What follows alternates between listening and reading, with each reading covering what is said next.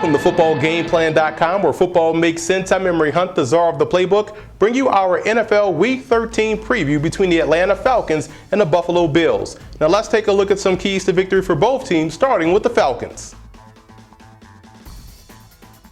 The Atlanta Falcons can have some success throwing the football this week versus the Buffalo Bills if they play games with the blitzer. And I think they can play games with the outside blitz as far as giving Matt Ryan a two-way go. I'm going to show you what I'm talking about. The Bills love to bring the pressure, and right now the word is out that the Falcons can't protect Matt Ryan. They can't pick up the blitz, and Matt Ryan wants to get rid of the football quickly. Okay, now that the Falcons understand that, here's how you work against that. And I think they have the personnel to get it done.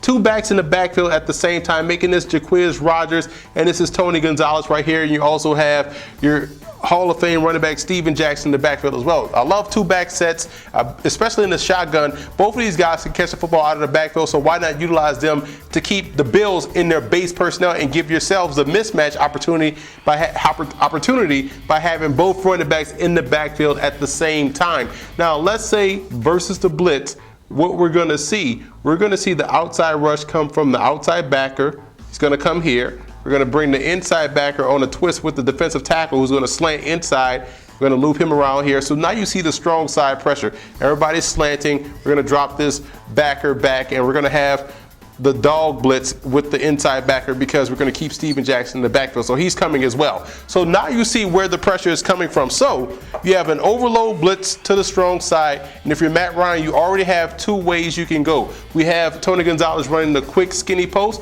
That's your first read as well. We're also running the clear out route with the wide receiver, and we're swinging Jaquiz Rodgers. I love his potential in space to make one miss. So now this strong safety will be in a bind. Either he's going to get over here, and now you have Jaquiz Rodgers not blocking the blitzing backer, dumping the football off to him. He could take it to the house, or take it the distance, or make one miss.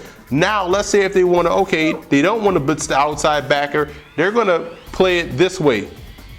They're going to have him manned up on the tight end. Okay, so now you still don't have to block the blitzing backer because you still have Jaquiz Rodgers out in the flat. So let's say they want to jump him and then jump this guy right here. Okay, that's fine.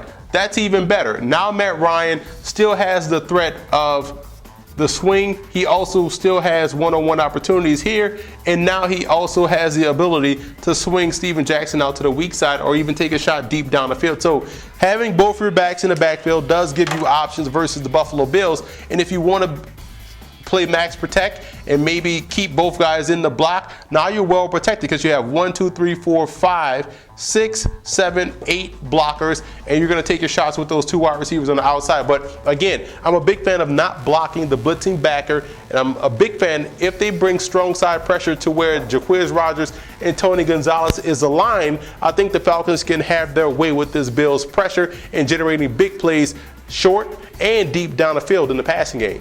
The Buffalo Bills have two players on their roster on offense that have world-class sprinter speed. You have Marquise Goodwin, a rookie out of Texas, and you also have C.J. Spiller in the backfield. And here's a play they could utilize to generate a big play on the ground to Marquise Goodwin on the quick trap. I'm going to show you how they can do this. You have Marquise Goodwin right here in the slot. We're going to run a quick trap to him, faking to C.J. Spiller. So you have two home run hitters in the backfield. I'll show you how we're going to block this up. We're going to try to hit it outside, strong side. So what we're going to do, we're going to trap the defensive end. So that means the tight end is going to work up to get the outside backer. We're going to have the wide receiver work his way, try to get the strong safety block. We're going to combo block this defensive tackle to the linebacker. We're going to have the center block down on this defensive tackle. Again, we're pulling the backside guard, and we're going to have the tackle try to kick out this defensive end.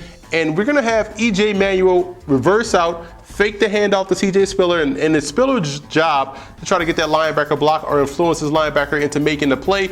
And we're bringing the backside guard around to kick out that defensive end. And also, as E.J. Manuel fakes the handoff to Spiller, hands the ball off to Marquise Goodwin, who's then running behind this pulling guard into the hole and hopefully to daylight. So that's one way they can get him the football on the handoff to utilize his world-class sprinter speed to try to generate a big play which could result into a touchdown versus the Atlanta Falcons.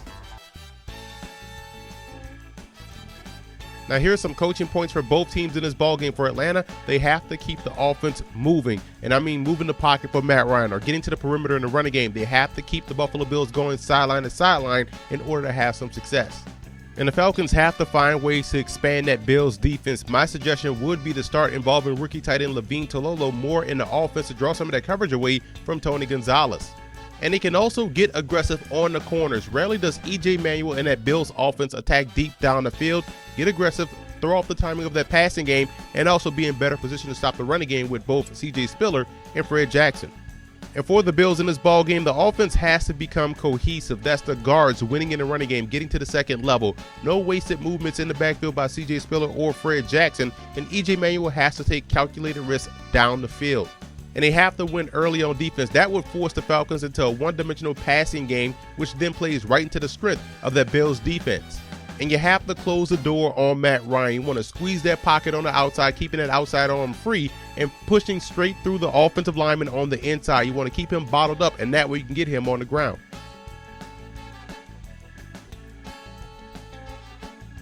Now here are some in-game adjustments that you want to watch out for in this ball game. For Atlanta, they have to give Matt Ryan the keys, and I'm pretty sure for the most part they do allow Ryan the freedom to call his own plays, but if that's not the case, I'd allow him to go no huddle, hurry up, making his own calls at the line of scrimmage to try to put points on the board quickly and make this game a track meet.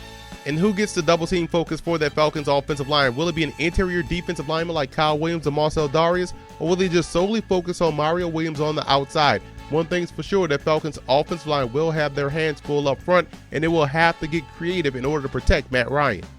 And the Falcons have to limit Kiko Alonso's effectiveness in coverage. They have to work the backside of the backfield, double screens to influence him to one side, working the sidelines. Those are just a few ways the Falcons can game plan around Alonso in the passing game. And for Buffalo, matching up versus Tony Gonzalez is going to be key. Do they banjo him? Do they try to cover him with two safeties or a combo with a corner and a safety or a linebacker and a safety? The Bills have options. They just better hope they choose the right one.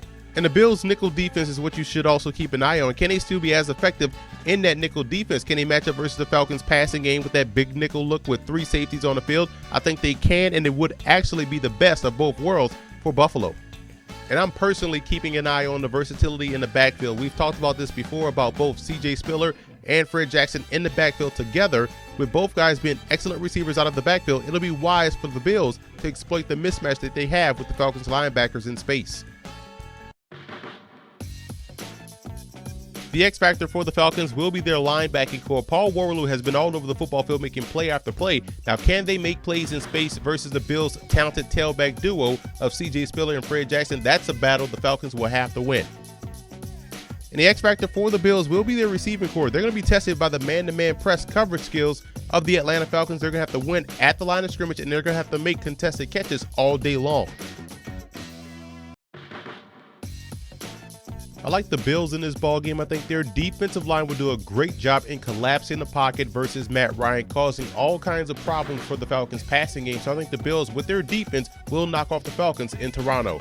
And I also want to give a huge shout out to Bill fan forums and Falcon fan forums for always showing football game plan support.